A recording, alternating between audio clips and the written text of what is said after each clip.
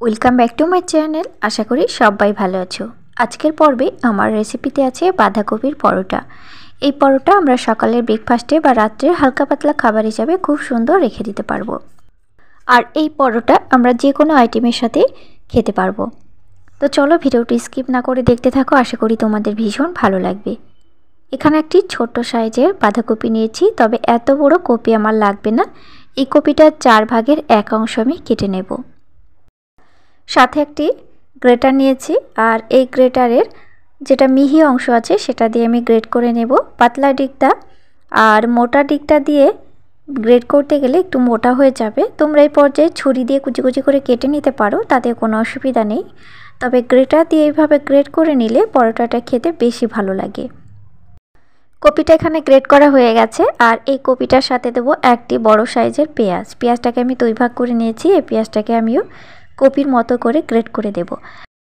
এতে পরোটার ভেতরে খুব সুন্দর স্মেল পাওয়া যাবে। আমি যখন তেলে ফ্রাই করতে যাব তখন ঠিক পেঁয়াজ পরোটার মতো স্মেলটা পাওয়া যাবে। এবার দিচ্ছি এখানে 1 কাপ পরিমাণে আটা। তো আটার পরিবর্তে এখানে ময়দাটাও ব্যবহার করা যাবে। এবার দিচ্ছি 4 চামচের আধা চামচ পরিমাণে জিরার গুঁড়া, আর দিচ্ছি ধনিয়া গুঁড়া। স্বাদ মতো লবণ তো অবশ্যই দিতে হবে, আর কোনো উপকরণ এখানে লাগবে না। তো তোমাদেরকে একটি কথা বলবো, এই সব পরোটাগুলো আটা দিয়ে খেতে বেশি টেস্টি হয়ে থাকে, তবে ময়দা দিয়ে তোমাদের ইচ্ছে হলে বানিয়ে নিতে পারো। গ্রেট করা বাঁধাকপির ভেতরে যথেষ্ট পরিমাণে জল আছে, তো এখানে আটাটা মাখার সময় কখনোই জল দিতে যাবে না, তাহলে এখানে আঠালো করে ময়দাটা বা আটাটা মাখা হবে না। তো এখানে জলটা প্রয়োজন হলে শেষের দিকে একটু হাত দিয়ে ছিটিয়ে দিয়ে দিতে হবে। বাঁধাকপির ভেতরে যে জলটা আছে সেটা দিয়ে আটাটা খুব ভালোভাবে মাখা হয়ে যাবে।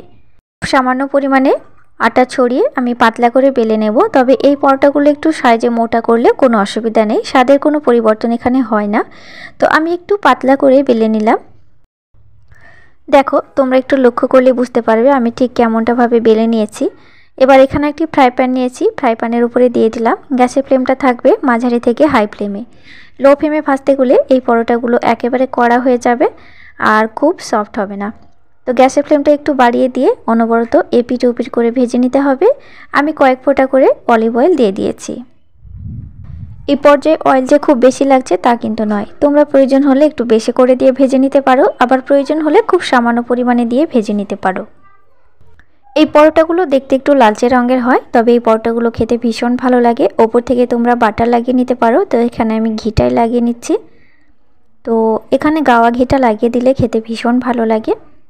দেখো ওপর থেকে কতটা সফট হয়েছে, তোমাদেরকে একবার হাত দিয়ে ঠিক এইভাবে ভেঙেও দেখিয়ে দিলাম। এই পরোটাগুলো আমরা এখানে আলুর দম, পনির, কষা মাংস যে কোনো আইটেমের সাথে খেতে পারবো, খেতে ভীষণ ভালো লাগবে।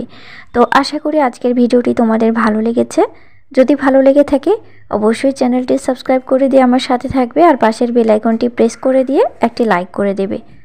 নতুন নতুন রেসিপি পেতে হলে অবশ্যই আমার সাথে থাকবে। তোমাদের সাথে দেখা হবে নতুন কোনো ভিডিওর সাথে। দেখা হচ্ছে নেক্সট ভিডিওতে। Thank you.